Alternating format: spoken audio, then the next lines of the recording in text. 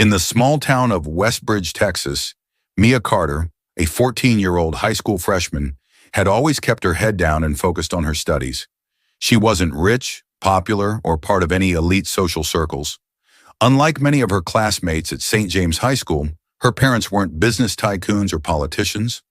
Her dad was a retired Army veteran, and her mom worked as a nurse at the local hospital.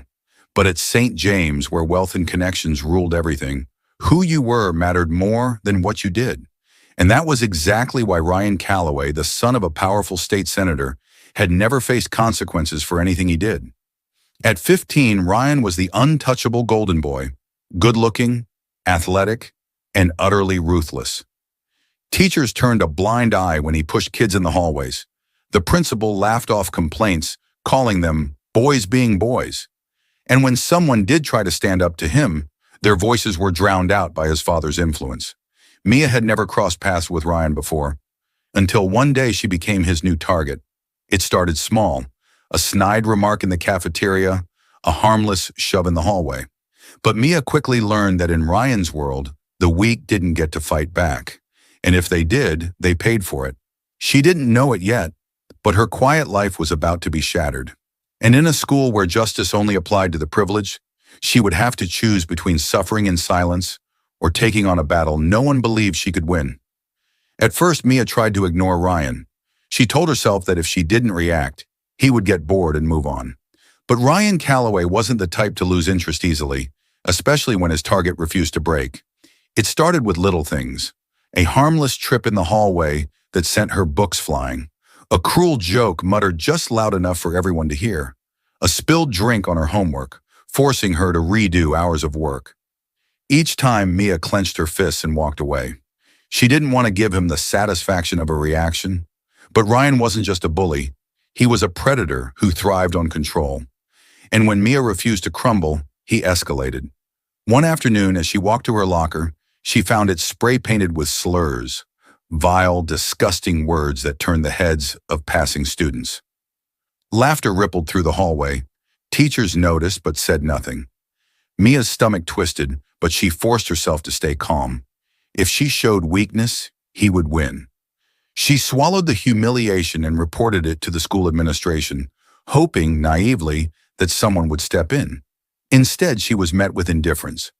"I'm sure it was just a prank," the assistant principal said with a dismissive smile. "Maybe you misunderstood his intentions." Mia couldn't believe it. Misunderstood? What was there to misunderstand about public humiliation? About cruelty disguised as jokes? Ryan, standing just outside the office, smirked at her as she left. The message was clear. No one was coming to help her. That realization hit Mia like a punch to the gut. This wasn't just about bullying, it was about power. Ryan did what he wanted because he knew the system would protect him. He knew people like Mia, quiet, ordinary, unimportant, didn't stand a chance, but he had underestimated her. That night, Mia sat in her room, staring at her vandalized textbooks, her stomach churning with rage. She had spent her whole life believing that if you followed the rules, if you worked hard and kept your head down, things would be fair. But the world didn't work that way, at least not for people like her. For the first time, she stopped feeling afraid. She stopped feeling helpless. And in their place, something else took root. Anger. Ryan Calloway had pushed her too far, and Mia Carter was done playing the victim. Mia had always believed in justice, that if you did the right thing, the world would eventually balance itself out. But standing in the middle of that school hallway, staring at the cruel words still faintly visible on her locker, she knew better. Justice wouldn't come on its own. She would have to make it happen. Ryan Calloway thought he was untouchable. His father was a well-connected attorney, his mother sat on the school board, and the teachers turned a blind eye whenever his name came up. He had spent years getting away with tormenting others, knowing no one would ever hold him accountable. But Mia was done waiting for someone else to stop him. She started small, gathering proof. Every comment, every accidental shove, every whispered insult, she recorded it all. She dug through old social media posts, finding patterns in his behavior, evidence of past victims too afraid to speak up. The deeper she looked, the clearer it became. Ryan had been doing this for years, and the school had ignored it every single time. Then Mia did something she never thought she'd do. She reached out to others. At first, it was just a few quiet conversations in the library, hushed words exchanged between classes. "Has he done this to you?" The answers came faster than she expected. Yes, over and over again, a pattern of cruelty, stretching back years. Some were too scared to say anything. Others, angry, like her, were ready to fight back. And together they built a case. Mia's fingers trembled as she put everything together. Screenshots, videos, testimonies. Enough to force the school to listen. Enough to make sure Ryan Calloway never hurt anyone else again. But she knew better than to rely on the administration. They had ignored this for too long, so she took it public. A single post, a thread of evidence, posted late at night. It spread like wildfire. By morning, the entire school was talking about it. Ryan had always been the one controlling the story, but now he was the one being watched. And for the first time, Mia saw something in his eyes she had never seen before. Fear. Ryan Calloway had always controlled the narrative. He had laughed while others suffered, confident that no one would ever challenge him. But now as he walked through the school hallways, he wasn't laughing. Whispers followed him everywhere. Eyes that once looked at him with admiration now held something else. Disgust, anger, even satisfaction. His carefully curated image was unraveling, piece by piece. Mia had expected some backlash. She had braced herself for people to call her a liar, for the school administration to bury the evidence, for Ryan's influential parents to step in and make the whole thing disappear. But the truth was too loud to be silenced. The post had spread beyond their school, reaching local news stations, parents, even the district board. More students, some from years ago, came forward with their own stories. Ryan's history of cruelty was no longer a secret. It was public record. And then the school had no choice but to act. An emergency meeting was called. The principal, who had ignored complaints for years, now stood in front of the student body, his voice hollow as he promised a full investigation. Teachers who had once turned a blind eye suddenly spoke of zero-tolerance policies. But the students weren't fooled. They knew this wasn't about justice. It was about damage control. Ryan sat in the front row, shoulders tense, fists clenched. Mia met his glare head-on, refusing to flinch. He wasn't untouchable anymore. His father tried to intervene, but the weight of the evidence was too much. Suspension turned into expulsion. Expulsion turned into a formal investigation. The Calloway name could no longer shield him. But Mia wasn't done. Because Ryan wasn't the only problem. The system that had protected him, the teachers, the administrators, the silence, that had to be torn down too. So Mia kept pushing. She worked with parents, students, even local reporters. She exposed the school's failure to protect its students, its history of covering up complaints. And when the district board finally announced sweeping policy changes, new oversight committees, and a complete restructuring of disciplinary procedures, Mia knew this wasn't just about Ryan anymore. It was about every student who had been ignored. Justice had finally come, but not because the system wanted it, because Mia and countless others had demanded it. In the months that followed, the school was almost unrecognizable. The whispers about Ryan Calloway had faded, replaced by open conversations about accountability and change. The administration, now under pressure from parents and media scrutiny, had no choice but to enforce real reforms. Teachers attended mandatory training sessions on student safety, new policies ensured that complaints were taken seriously, and a student-led oversight committee was formed, one that Mia was personally invited to join. But despite all the progress, Mia knew the fight wasn't over. The Calloway family, unwilling to let their son's downfall define them, had launched a legal battle. Ryan's parents claimed he was the real victim of lies, of cancel culture, of a system eager to make an example out of him. Their lawyers fought to overturn his expulsion, arguing that the accusations had no real evidence. The same people who had once looked the other way were now willing to bend over backward to protect him. Mia refused to be intimidated. She gathered testimonies, documented every policy failure, and worked alongside journalists who were determined to uncover just how deep the school's negligence ran. This wasn't just about one privileged bully anymore. It was about a broken system that had protected him for years. Ryan tried to return. His father's legal team had managed to delay the official ruling, leaving a small window for him to walk back into those halls as if nothing had happened.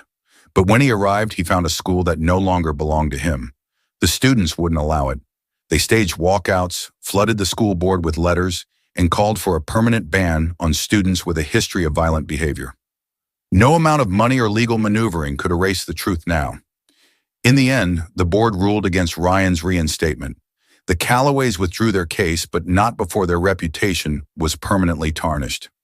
Mia stood in front of the school one last time, watching as the sun dipped below the horizon.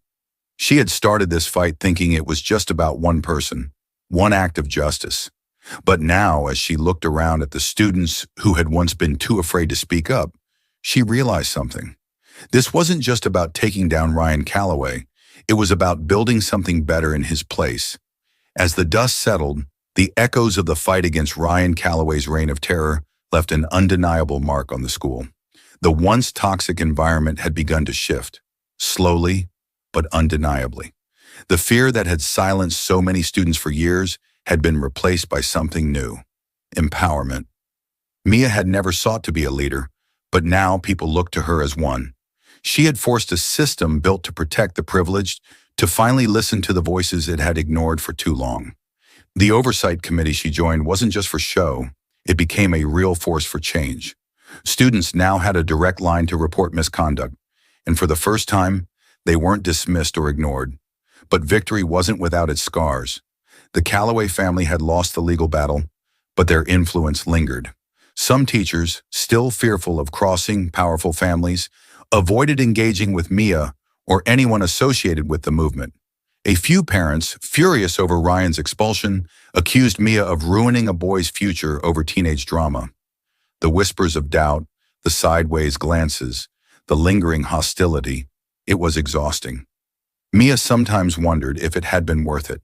She had sacrificed her peace, her anonymity, and in some ways, her sense of normalcy. She had exposed herself to the full weight of public scrutiny, and there were days when it felt like too much. But then, something would remind her why she had fought in the first place. A sophomore girl, someone Mia had never spoken to before, pulled her aside one afternoon. Her voice trembled as she admitted she had almost dropped out after months of being harassed. But then she had seen what Mia had done. She had seen a school that finally stood up for people like her. And because of that, she decided to stay. That was the moment Mia knew. This wasn't just about bringing down Ryan Callaway. It was about making sure no one like him could ever wield unchecked power again. It was about making sure that fear didn't win. So as Mia walked through the halls that had once been ruled by silence and fear, she no longer felt powerless. She wasn't just a survivor. She was the reason things had changed. Mia stood at the entrance of Westbridge High, feeling the weight of everything that had transpired. The fight against Ryan Callaway wasn't just about him. It was about breaking a system that had allowed people like him to thrive unchecked. And now, as she looked around, she saw the cracks in that system, small but undeniable. The oversight committee had become more than a formality. Students who once felt powerless now had a voice. Reports of misconduct were no longer swept under the rug. Teachers who had turned a blind eye were being held accountable. Change was happening, not as fast as Mia wanted, but enough to prove that their fight had meant something. Still, the battle left scars. There were whispers in the hallways, lingering resentment from those who saw Mia as a troublemaker rather than a hero. Some students still feared speaking up, afraid of retaliation from those loyal to the Callaway family. Mia had won the battle, but the war against a culture of silence was far from over. Then one afternoon, a younger student, someone Mia barely knew, stopped her. With a shaky voice, she admitted that she had been struggling with harassment, ready to give up. But seeing Mia stand her ground had given her courage. She wasn't going to stay silent anymore. In that moment, Mia understood. This wasn't just about taking down Ryan. It was about ensuring that no one else would suffer like she had. She hadn't just fought for herself. She had fought for everyone who had ever been ignored, dismissed, or silenced. As she walked forward, past the familiar halls, Mia knew one thing for certain. She had changed Westbridge High forever. Standing up for what's right, Lessons from Mia's story. Mia's journey teaches us a powerful lesson. Silence allows injustice to thrive, but courage can create change. In a world where power often protects the wrong people, standing up against corruption and abuse isn't easy, but it's necessary. Her fight wasn't just about one person. It was about challenging a system that had failed too many. This story reminds us that speaking out comes with risks, backlash, isolation, and even fear. But change only happens when someone dares to take the first step. It takes resilience to push forward, even when the odds seem stacked against you. In real life, whether in schools, workplaces, or society, we all have a choice. Stay silent or fight for what's right. Mia's story proves that one voice, no matter how small, can inspire others to stand up too. And that's how real change begins. Thank you for watching the video. Please comment with number 1 to let me know you have watched the whole video. Please like the video, subscribe to the channel, and turn on the notification bell to always receive new videos as soon as possible.